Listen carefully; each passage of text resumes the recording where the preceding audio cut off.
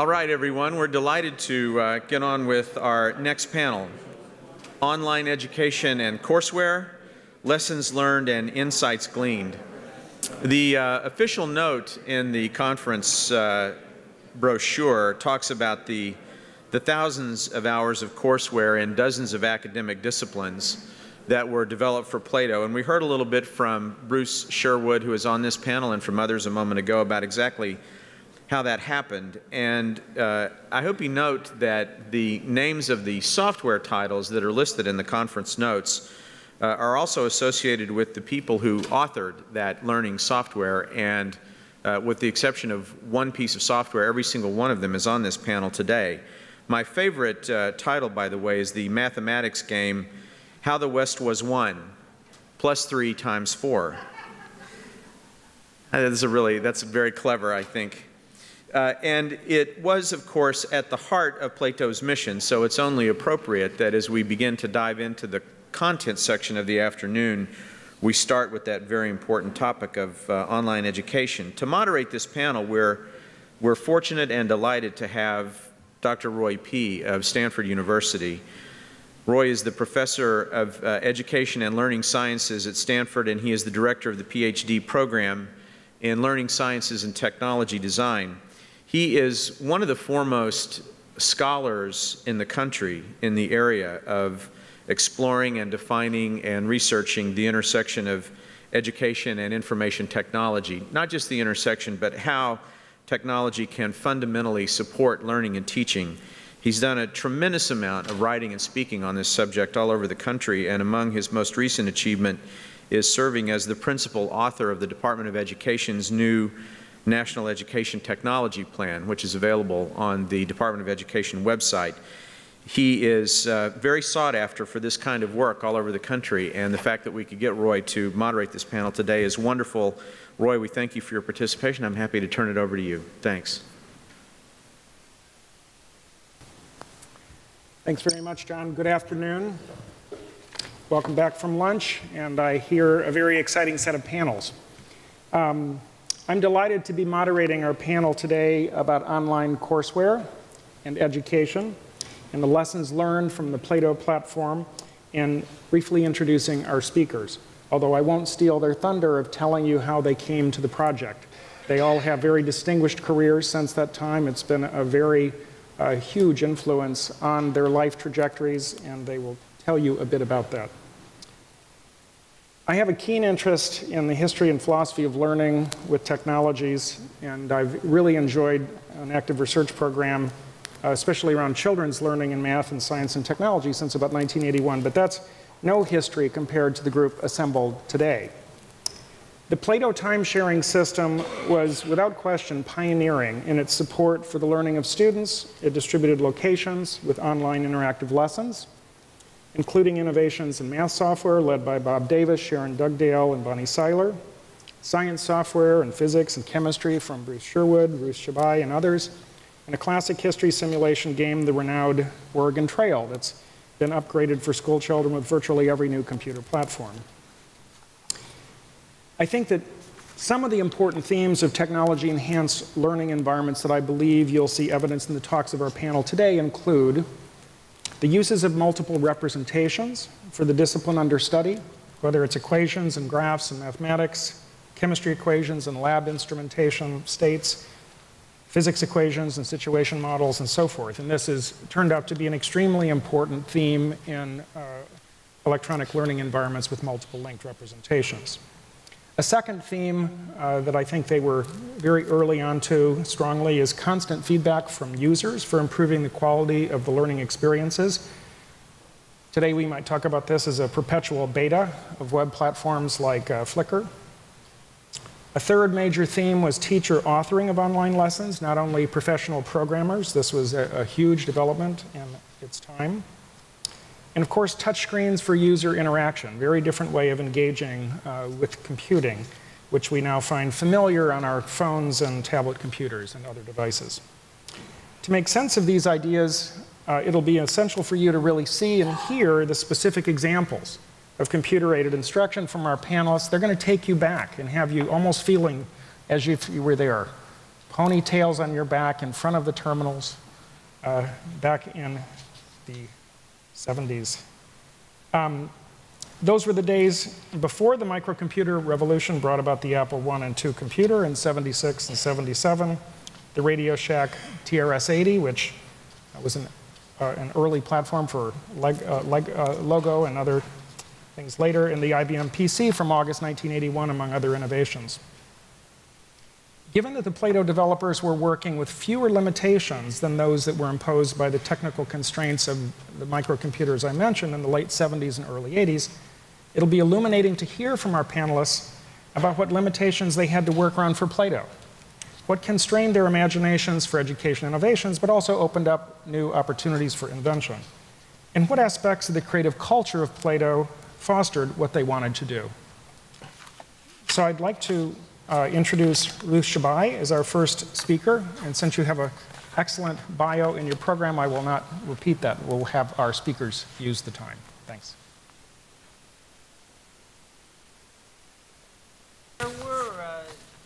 It's impossible in one short hour to do justice to the many thousands of hours of educational software that were developed on Plato.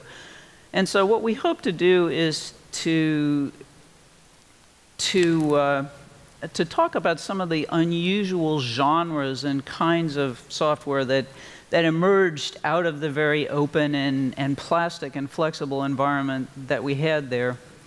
And we'd like to start by just showing you some examples, because to make it very concrete, the kinds of things we're talking about. In order to look at these examples, it's important to try to put yourself back into the framework of what computing was like in, say, 1970, 72. People have said this, but I'll say again that interactivity was using a teletype, a paper teletype, and typing characters on a teletype and seeing it slowly chunk back. And the kind of educational use of computing that we all knew about at the time was drill and practice on teletypes, where the teletype would print 3 + 5 =, and then the student had to press a key saying 8. And so in that, to try to look at the things we're going to show you in that context, to most people at the time, this seemed like stuff from outer space, and when you demonstrate this, people sort of didn't believe you some of the time. So try to look at it with the eyes of 1970. I'd like to start by just telling you about my first exposure to Plato. I was a graduate student in chemical physics at the University of Illinois. And I'd spent a couple of years doing computational modeling, so I was trying to take a semi-classical approach to the Thomas Fermi atom and see if one could do electronic structure calculations in a more efficient way. I'd been doing a fair amount of computing using an IBM 360 and decks of cards and IBM job control language, and I was integrating Green's functions using fourth-order Runge-Kutta routines, and so I knew a fair amount about computing. And I had decided that this was not exciting and not something I wanted to do, and it was the early 70s, and I was interested in something relevant and maybe education, and so I was going to quit and go off and do education. And a chemistry professor said to me, well, you need to go and talk to Professor Stan Smith, who's an organic chemist, and he's doing something with computers in education. And I said, I'm a chemical physicist. I don't talk to organic chemists. So that's just not... But I was prevailed upon to go and talk to Stan Smith. And so I made an appointment and marched into his office. And I spent half an hour telling him why you couldn't use computers in education, why there was nothing to be done there, why this was completely uninteresting. And what was interesting was science for the masses and power to the people and this kind of thing. And he listened very politely and at the end, and made some suggestions. And at the end, he said, could I show you something? And he took me into the next room, and if I could have the first slide here. Well, let's see, that's not really what I want. Let's see, this is what I saw on the screen, and I'm doing it in orange and black for a minute, but it doesn't come out very well, so we'll try to show you a black and white version of it. Instead of a teletype and a deck of cards and whatnot, there was a glowing orange and black screen. This was 1972. This was one of the first Plato 4 terminals. There was a burette on the screen, and it said, "What do you want to do first?" And so I typed titrate, and it said, "You need to fill the burette first."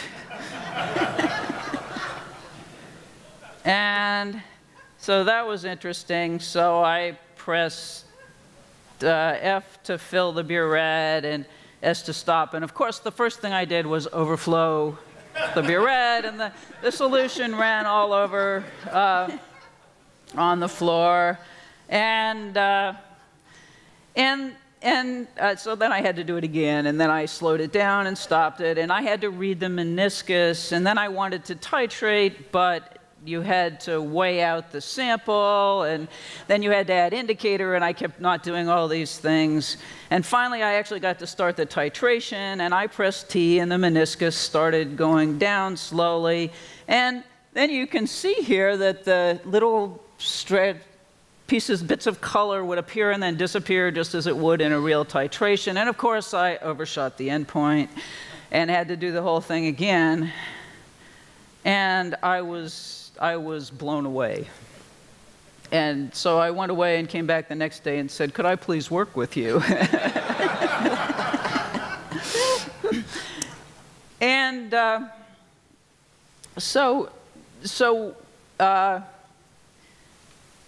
this was a very different view of the kinds of things the kinds of experiences students could have with computers, the kinds of ways computers could interact with students than anything I had imagined. It was a very plastic environment. One could do graphics, and that was amazing.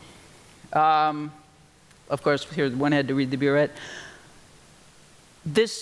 And what I think that was a characteristic of many of the lessons we're going to talk about is the sense of sort of playful exploration, open-endedness,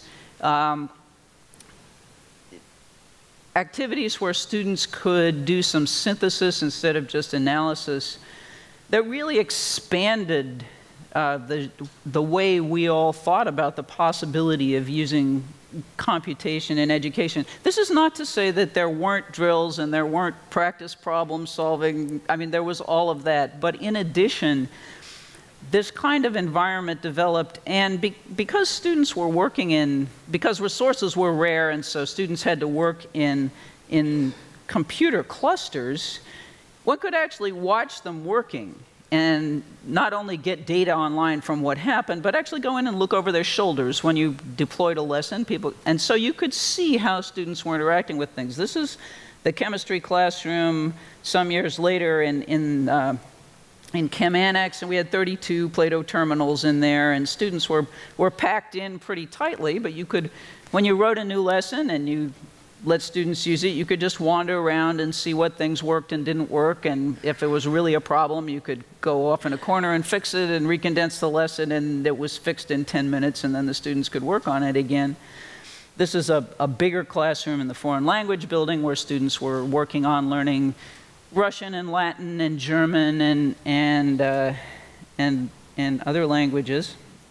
So the environment was very much conducive to experimentation and immediate feedback on what was working, how students were using things, and how lessons were behaving.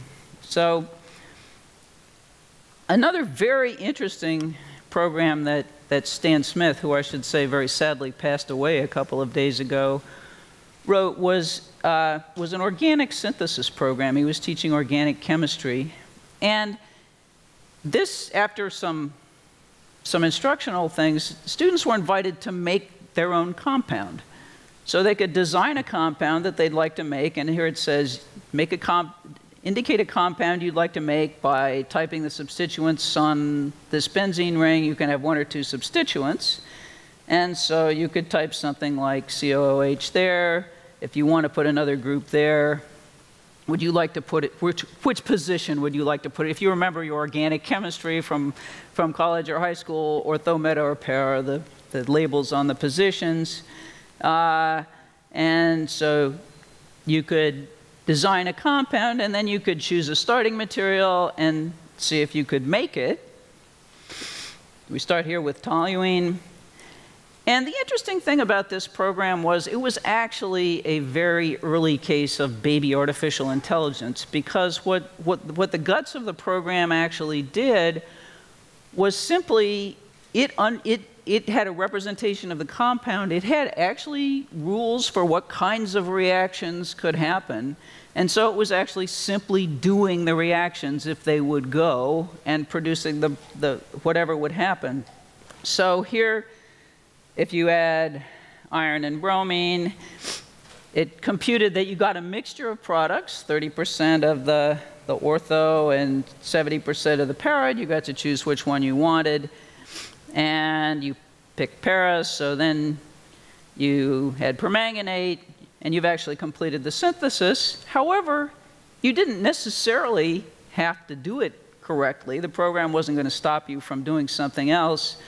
So if you just did the reactions in the other order, in fact, what you would end up with was only 3% of the product that you had desired, and the computer didn't stop you for doing this. It simply calculated the yields, did the reactions, and it suggested to you that your yield was too low and you'd just better try it again. Sitting in on Stan's lectures in an organic chemistry course for a semester, I saw students come up to him before class and say, I designed a compound that I couldn't make. Can you tell me how to make this compound? Or in lectures, students would raise their hands and say, what would happen to that if you changed the pH? I can assure you these are the kinds of questions you don't get in an ordinary lecture-oriented organic chemistry course. So this sort of playful open-endedness was really an invitation to a kind of synthetic thinking that I think was really an unusual orientation here. There's, I think the panel following us is about gaming, and in fact, being aware of interterminal gaming. I got interested in games and wrote a game where students could challenge students at other terminals to name elements, which is why I can spell praseodymium, because I actually had to learn to spell it. So, and I suggested to Stan that we could actually take another synthesis program and make it into a game that could either be played by one student against the computer or one student against another at another terminal. And this was the great synthesis race. This is a different kind of synthesis. This is aliphatic synthesis, not aromatic synthesis. And you will see in a minute the program that Bonnie wrote that inspired this idea, the math program. But the basic idea was, you know, there were Plato rolled dice to choose a starting material to tell you which compound you had to make and the maximum number of steps. And you were on your own. You either did it or didn't do it.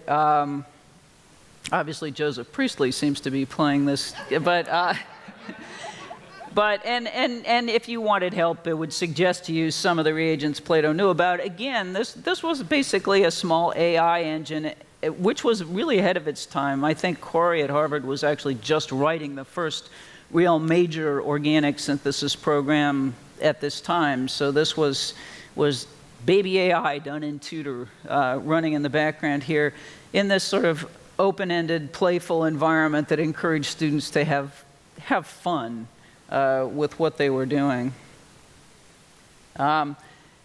Students, one of the things one could do is not only collect data on how well lessons performed and how well students did on the first try, but we also ask students at the end of the course to comment. And these are real comments from the 70s that students wrote. And you did see things like, it was not by choice that I took this course, but I'm glad I did, or it tends to make chemistry more appealing and even sometimes fun. So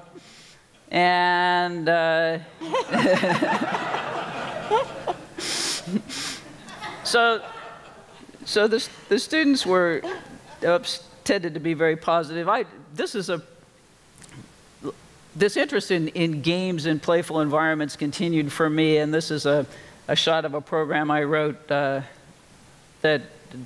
called electric field hockey later in life, which allowed students to place charges and explore electric interactions and trying to get a charged puck into a goal. So this idea of gaming and playful exploration, and that's a shot of it in Second Life, actually, in 3D. So this has been a theme that sort of intrigued me, and I've experimented with over the years, and definitely sparked by that first stunning experience of seeing a burette on the screen instead of a deck of cards. That I think Bonnie's going to show you one of the most famous things that ever happened on Plato.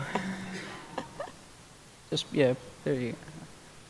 I think my stories may be unusual in that I was a 4th grade teacher, and I'd heard about computers in education, and I wanted to get a master's, so I chose the University of Illinois because it had the Plato system. And I visited, and a professor showed me Plato, and I definitely knew it was the place to be. And I'd hoped to develop computer-based education in the future, and it was fortunate that after the year at the university using a teletype, an APL, that I got a job doing Plato lessons at Searle, elementary math lessons. So you can see here, this is a computer terminal with kids, and the touch panel was really helpful, especially for the younger kids. And there was a school nearby that had Plato terminals. For Plato 4, it was, I think, 4 terminals in the back of several classrooms and also a lab. So we could go to that class, to the school anytime and interview kids and observe kids. So that was one way that we got a lot of input. And this first game is for second, it's going to be not a game, but kids would call it a game. They say, I want to play Animal Bagger.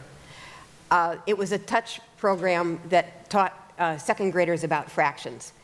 And the kids would touch a turtle, and it would erase. They would touch a tub, and it would appear.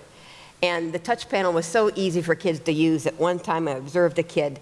He was touching turtles, and he forgot how many turtles he touched. So he looked at his finger. And he realized that didn't help.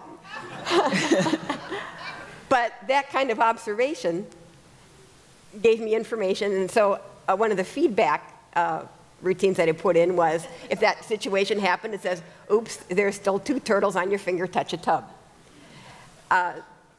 Dr. Bob Davis. Oh, thank you, yeah. Dr. Bob Davis was the director of the Elementary Math Project, and he was a nationally known mathematician. And one of the things I learned from him early on was he said, math is a story of the real world. And so we should have models of the real world and show how math relates to that. So this is an example of that. The kids are helping in a pet store and helping give pets to the customers. So after dividing the turtles up in even tubs, then a customer comes in and says, hi, I want to buy 5/8 of your turtles. So then the kid is supposed to empty 5 tubs.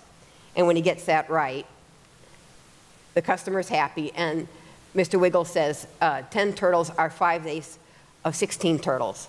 So with this kind of model, I mean, here's 2nd graders doing that kind of problem, and they can if they've got a model of the real world. So on Plato, we were often making models like this, and then the math went along with it, but didn't drive it. And also another component of a lot of our lessons was we had the option for kids to make their own problems. So here they could pick which animal, what fraction, and how many animals to be in the tubs.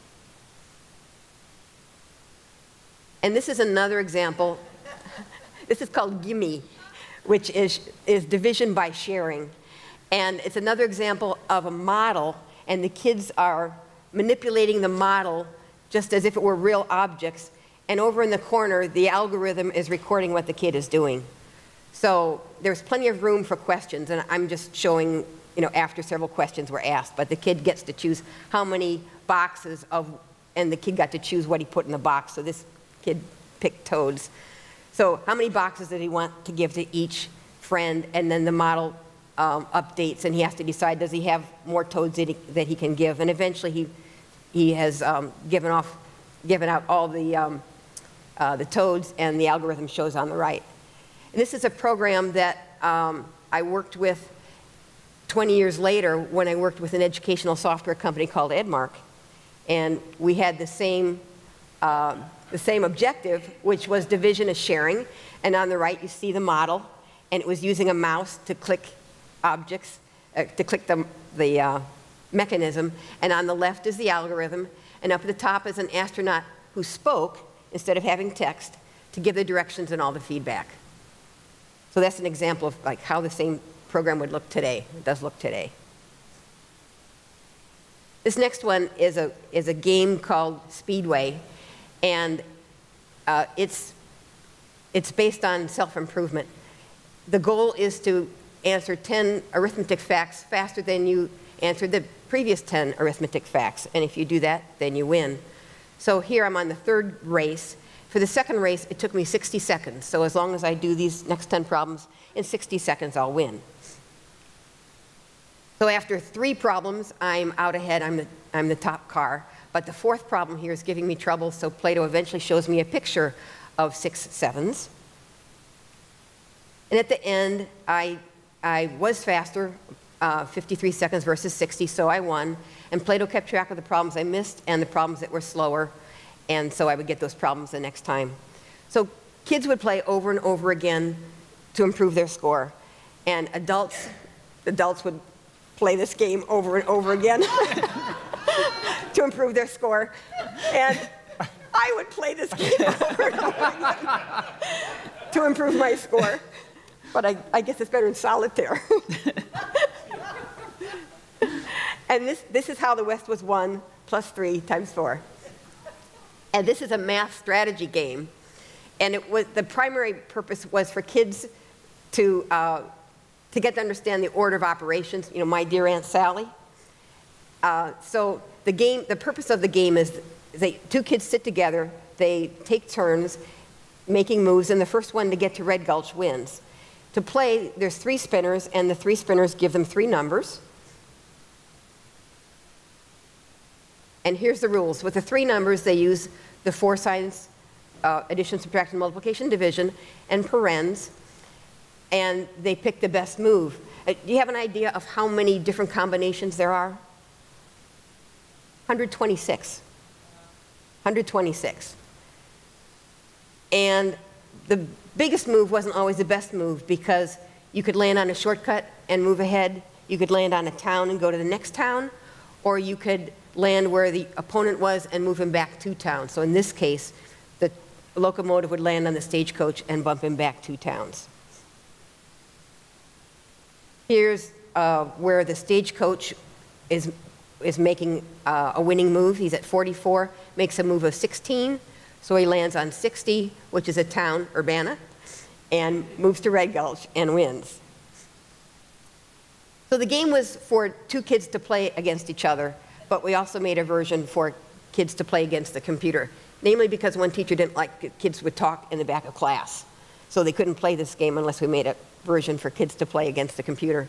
So we have 2 levels of the game, playing as well as it can, all 126 moves, which is the best, or pretty good but not great, which was keeping the computer about where the kid's vehicle is so that the kid wins more than half the time.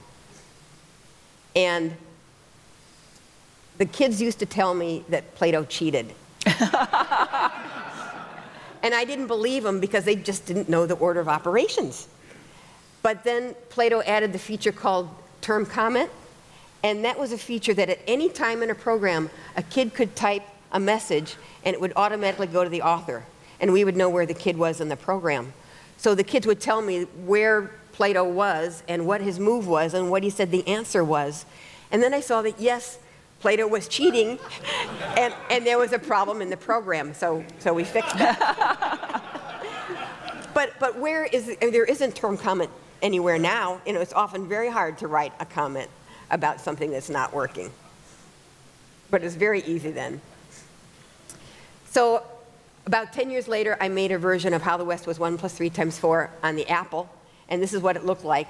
Resolution was a real issue. Instead of 20 or going to 70, you had to go to 50. I had to erase the spinners in order to find room for the text. Then I made it for the Mac and Windows, and this is what it looks like. Now, this was 10 years ago, and we haven't updated it, but it's still available today. And there had been some research on West, and one researcher had found that when kids play against the computer, they don't learn. They're just waiting for their turn. And another researcher at Bolt, Beranek, and Newman found that if they provide hints, the kids would do that, but they wouldn't learn from the hint. They would just, you know, take it as a best move. So I created 2 hints that I thought would be more helpful to them. One was that the sheriff would tell them what the best move is. The best move is 20, and the answer is 5, but the kids have to figure out the order of the 3 numbers. So that meant they had to do a lot of manipulation, and maybe that would help them think of that kind of move in the future. Then another feature was, at the end of each move, they had the option to find out what the best move was. So they could ask the sheriff what the best move was. And here a better move would have been to make a move of 8, to take a shortcut and then bump. And the kids just loved it when the sheriff said, I would have made the same move you made. So that's it. Thank you. Well, we're back to the orange on black 1972 again. I hope you don't get whiplash from the... We keep taking you forward into the present and then dropping back here. This is the paintings library. And I'd like to go into a little bit of what we did in terms of fostering student creativity and so on. So that's going to be my theme here. In the paintings library, we have a box on the screen, and there are touch points around the edges there where you can touch to draw lines on the screen or erase lines. And when you've got the lines where you want them, you can touch the paint up at the top and touch the places you want painted. There's paint remover you can touch to have the paint removed also. And when you've finished a painting, you notice down at the bottom it says, right, you painted 3/5 of the box, which is what it had asked me to paint. And then over here at the bottom, it gives us a choice of lab to save it in the library or data to look at the library. So if I'm proud of what I painted here with my 3/5, I could say, oh, save it in the library, or I can go look and see what other people have saved in the library. So here's the kind of thing that showed up in our library. This is how Lawston painted 5/9 of the box. Well, we can see the 5/9 pretty clearly, but then he has taken a little piece out of the middle of each one and moved it for a little artistic effect there. So, oh, well, that's kind of cool. And we see, well, this is how Laura painted 2/7 of the box. It looks like she did a 7th horizontally and a 7th vertically, but there's a little overlap there. So she positioned an extra piece out there and framed it for the piece that overlapped to make it 2/7 like she was supposed to do. This is how Gail painted a 1/2 of the box. This is sort of a favorite of mine because if you look at this and think about folding it either horizontally or vertically in half, you can see that all the painted pieces of 1/2 fit exactly into the unpainted pieces of the other 1/2, and it's sort of a visual proof that, yeah, it is 1/2 of the box that's painted, which is kind of cool. Here's how Fred painted 1/2 of the box. You can see various ideas. Oh, Joshua! This is Joshua's 5/9. I think Josh actually was the first one to paint his name. And within a few days, there were lots of names and initials and all sorts of things on this theme floating around in the library. And even Plato got represented. I'll mention on this one with the kids' love of Plato that Jokingly, once in February, one of our teachers commented, actually complained at me, that Plato got more Valentines than she did. And here's how Dawn painted 1/4 of the box. So each of these paintings represents a theme that spread through the library. We piloted this initially with just a small number of students, and they dutifully did their paintings and looked at the others, and then nothing much very interesting happened. But then as soon as we opened it up to 300 kids in several schools across town, it erupted with all of these neat ideas, and you could see very clearly that the kids were looking at what other kids were doing, and they were getting ideas from this, and they were contributing their own things, and the networking aspects of Plato made a huge difference in the viability of this kind of an idea, just the critical mass of kids involved. Here's another library lesson that we did. This is one where kids wrote a little program to move an airplane around the screen. This one, you can see Lori's, oops, I pushed the wrong button here, okay. You can see Lori has her name on it here, and she called it Circle Star. We did not teach spelling. But that's okay. Here's one by Linda. She named it Skyflower. You can see why. Here's David's program. He named this one Clock Guts. So we could see the same kind of kids picking up ideas from other kids and enjoying the interactions here. So moving on to another one. Darts is probably one of the very first programs that I took out to classrooms to work on with students and see what they would do. This was 1972, kind of at the beginning of my time at Plato. So we have balloons tied to a number line, and it says shoot a dart at, and we type in a number. We've typed in 1 1/3 down here at the bottom. We see the dart flying across the screen. The dart hits the balloon pops, and the dart slams into the number line and sits there with our number there showing, oh, well, this is where your number was. So the game goes on until we hit all of the balloons. We shoot another one at 3 2/5. We could also use decimals. We could use expressions. Any legitimate thing we typed in would work. We picked off the top balloon and so on. Notice up in the upper left corner there, it's level 1 of 9. If we're pretty proficient at hitting these balloons without using a whole lot of darts, we find that level goes up. So I have, here's a shot at level 5. You see the balloons get smaller, or the integers get further apart on the number line. We got negative numbers here. We've got, goes from 0 to -1. We've got 2 of those balloons. We've got to use some negative numbers to hit. So we have different challenges coming in as we move up the levels. I learned a lot watching kids with this program, and one of the very common techniques that students would use was to measure with their fingers, and they'd start at, say, 0 and go finger over finger up that number line to the next integer and say, oh, it looks like there are 17 finger widths, and then they'd count up to a balloon they wanted to hit and say, oh, it looks like about 8. So, oh, okay, 8/17. We don't normally see kids using fractions like that really comfortably. I was watching one of a especially careful little girl who counted up her finger widths, and she had 12 finger widths, and her 13th finger width hit right on the next integer, half above and half below. And I could see the gears turn in her head. And there was something going on, and I was waiting to see whether she was going to use 12ths or 13ths. She counted up to the balloon that she wanted to hit, and she used 25ths. So wow.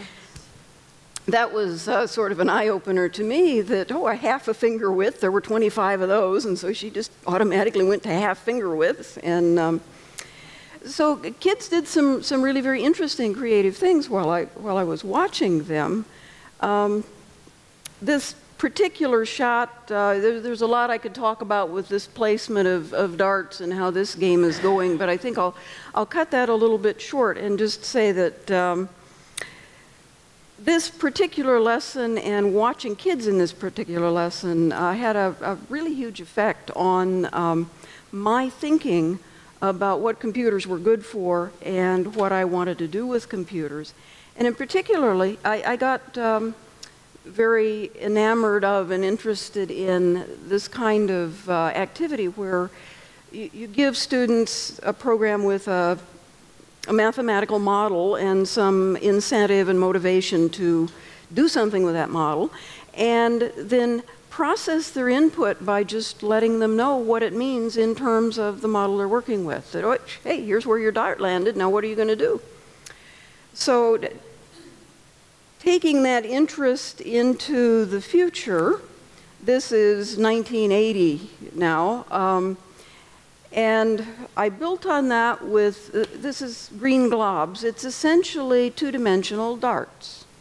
Instead of the number line, you have the coordinate plane, and instead of balloons, you've got these green globs scattered around to hit, and instead of a single point dart, you type in an equation. Here's y equals x minus 1.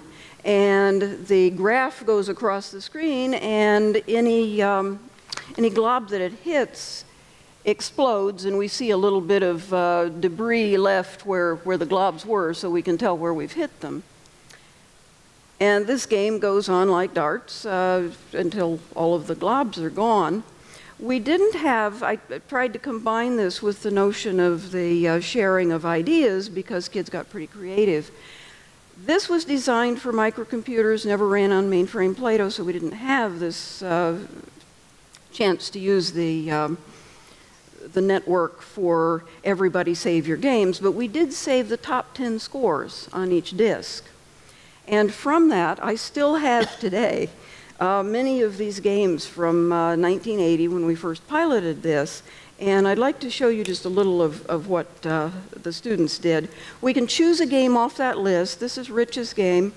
Here are where his globs were, and we can show his first shot. He's got, oh. You know, it's a y equals x squared kind of a thing, a wide parabola.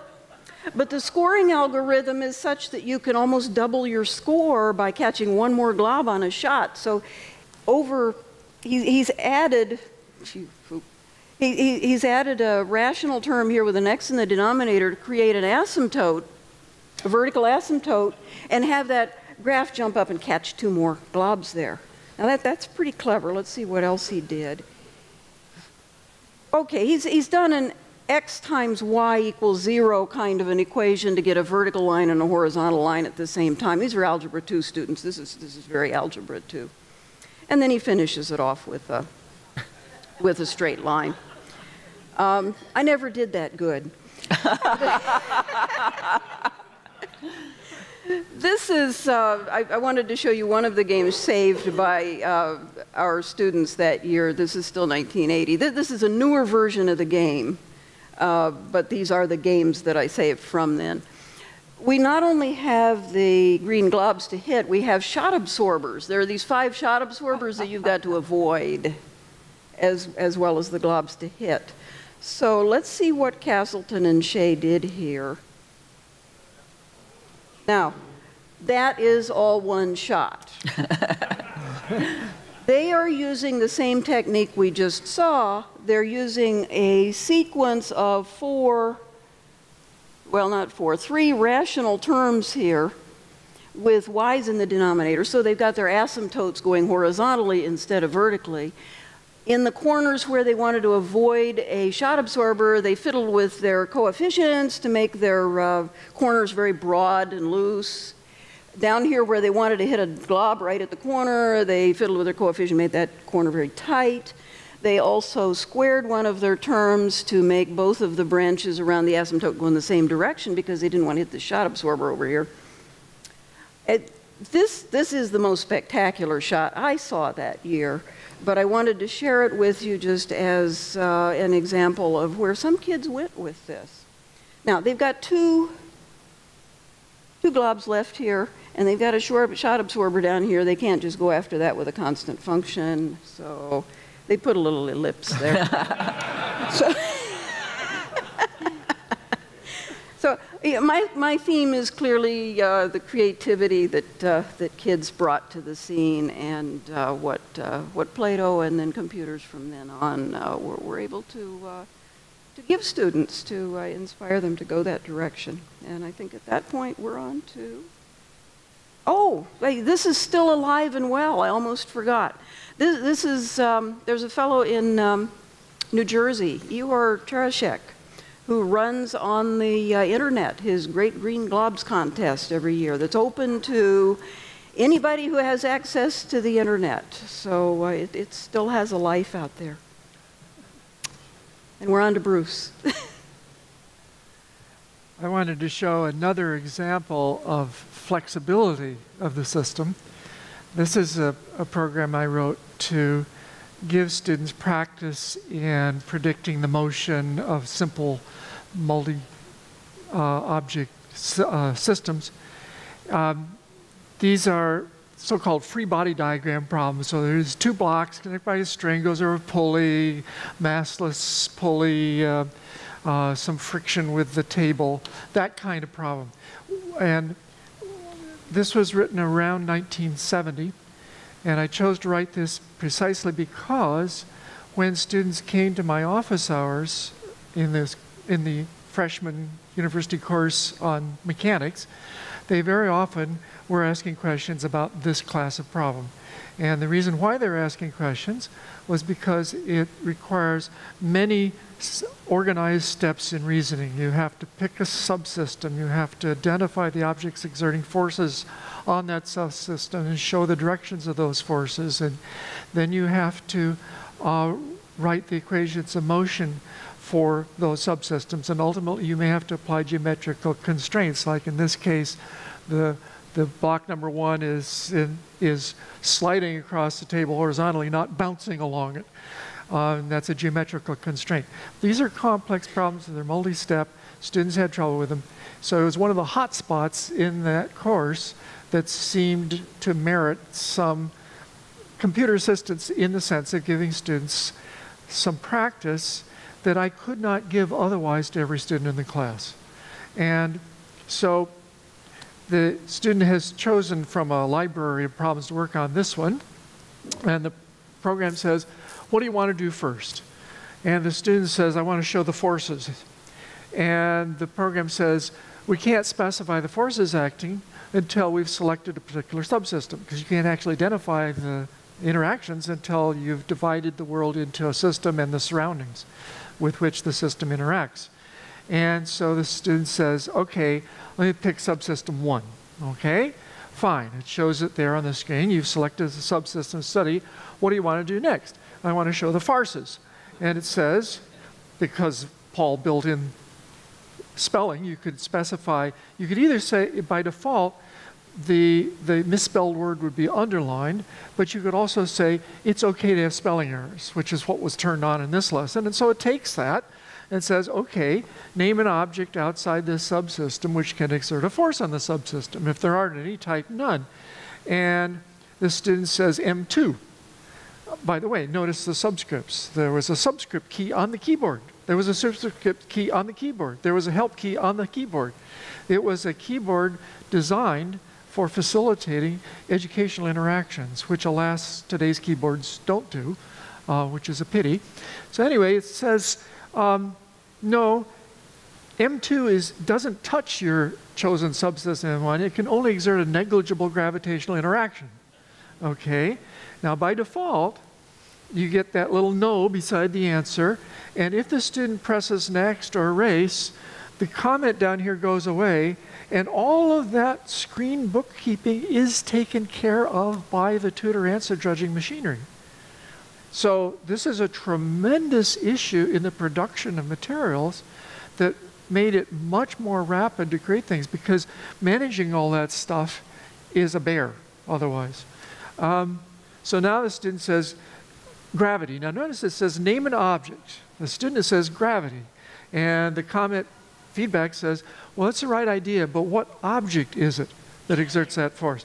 And the harping on objects is to make sure the students don't introduce pseudo forces like centrifugal force, which there is no such thing, even if they've been told that earlier courses. So student says, okay, Earth, and now it shows the M1, it actually shows the arrow there, and now I've skipped ahead a few frames. The student has said string, and it showed the T to the right, and table, and it showed the two components of the force that the table exerts on the bottom of the block. Now, it could be, with a choice, that at the time this was written, 1970, there weren't touch panels yet. So I chose to actually, once they had identified the force, I showed the force with its correct direction, which means they weren't getting practice on that sub-skill, but larger grain size. So you found all the external forces. What do you want to do next? Write equations of motion. It also works to write equations of motion. That also works. And so it says, okay, given these coordinate system, which you are free to change if you wish, we'll still be able to judge your answer properly. In these coordinate systems, write down the right side of MA equals F. And so the student has written, okay, mu n1 minus t. And it says, no, you've got your signs backwards. Any algebraically equivalent answer that turned out to be the negative of the correct answer gets that feedback to the student.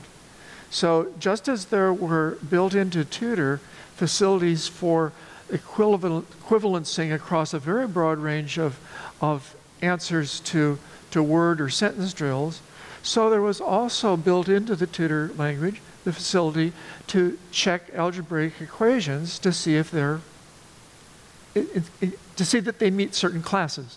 So do they meet the correct class? Then it's okay. That meets the class of being having the wrong sign, you get this response, etc. This was done by plugging in floating point numbers for those three variables, mu, n1, and t, running it through the Tutor expression compiler, getting a result, and seeing if that floating point result was the same as the one you would get if you plugged those numbers into, if you did this calculation. And then next, the student says for the y direction, the mass times acceleration net force in the y direction, which is 0. And it says, well, actually, the fact that the normal upward force is equal to the gravitational force down being 0, that's actually a geometrical constraint. That's not generally true. That's not an equation of motion. You're mixing in here the fact that we have chosen to take a subset of the possible motions. We're only talking about the motions that are horizontal. So we need to take care of geometrical constraints. Here the student has correctly written that equation, and then they have to do the geometrical constraints and then solve the algebra. My dream was that by giving students a lot of practice in specifically the kinds of things that I saw students having trouble with when they brought their problems to my office, that I could have a huge impact. And I only had a small impact. And that was an interesting problem for all of us. One of the problems we had writing educational materials in the early 70s was that cognitive science hadn't been invented yet. It was in the process of being invented.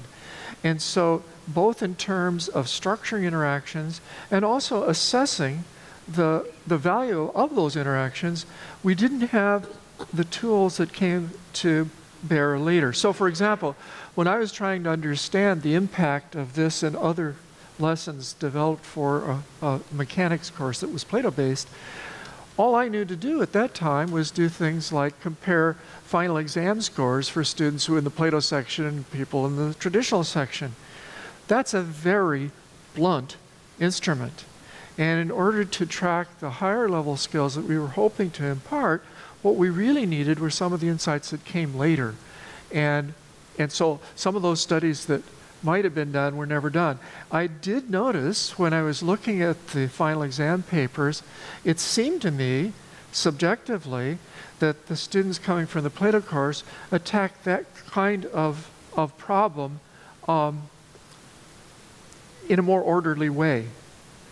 But there's so many ways to screw up along the way, so many entropic ways to get the wrong answer, that just a crude measure of final exam scores was not sufficient to really say one way or another. But they did as well as the students in the traditional course. And I surely saved some students who couldn't do those problems at all before. Well, thank you very much for kicking us off with a really illuminating set of slides that really bring us back into that context. One observation that I'd like to make is how the playful and open-ended synthetic accounts of the Plato environment that you emphasized today were very salient, and yet historical treatments of Plato, I think, often have overemphasized the drill and practice programs. Absolutely. In a way that caricatures CAI, and to which Pappert's logo and tools-oriented uses of computing for creativity and writing and inquiry and so forth were counterposed. And I'm curious, what roles did theories of learning play in your instructional development environment there? How were theories of learning talked about? I know where Bob Davis is coming from, but maybe it'd be good to even mention that, because he's part of this whole post-Sputnik, Brunner kind of milieu, which, while it was before cognitive science, was right there in the middle of cognitive psychology getting a start at Harvard and other places. So, Ruth.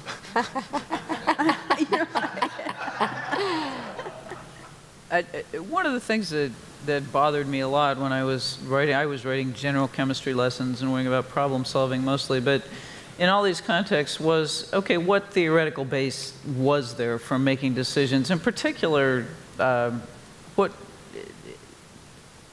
your nose got rubbed in what students didn't understand a great deal more in this environment than it did if you were simply lecturing or whatnot. So my question was, well, what do you say after you say no? Plato prints no on the screen. How do you know what to say? What's a principled way? And so I talked to educational psychologists. I took courses. I took a course in theories of learning.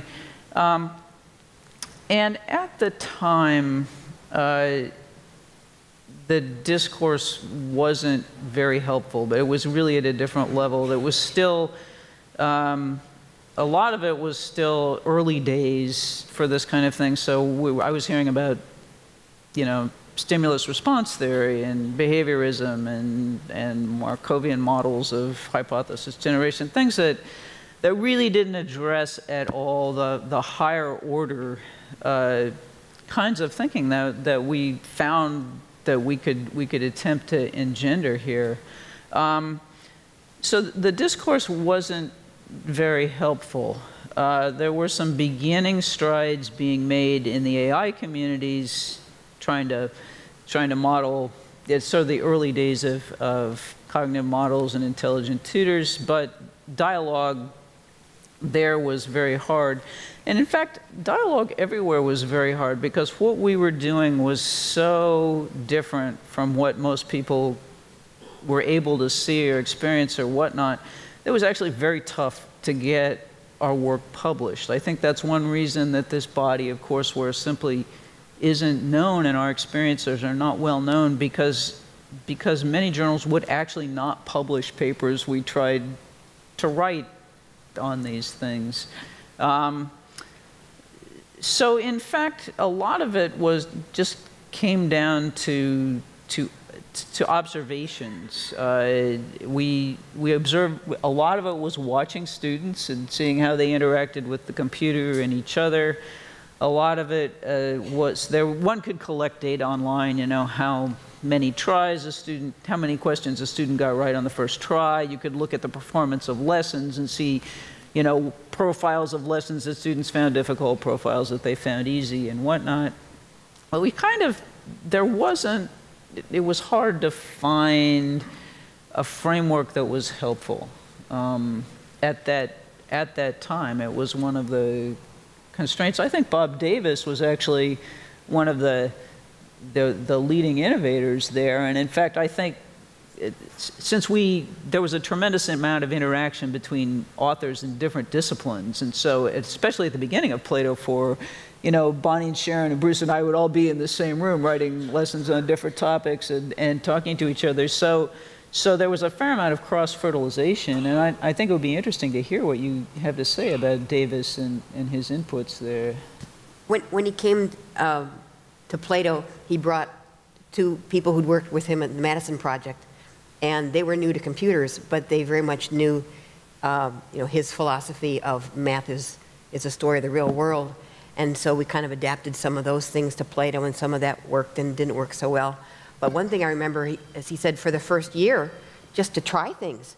He didn't say, we're going to make a curriculum for X grade or X topic. We just played, and we just saw what we could do and didn't do. And then after the first year, some decisions were made, like we're going to do, I think, 3rd grade to 6th, because if kids can't read, then you have a hard time, because there wasn't that much audio. Of course, beginning reading had to deal with that, but we didn't.